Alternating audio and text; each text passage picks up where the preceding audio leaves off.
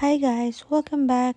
In today's video I'm going to show you how to delete a review on Tripadvisor.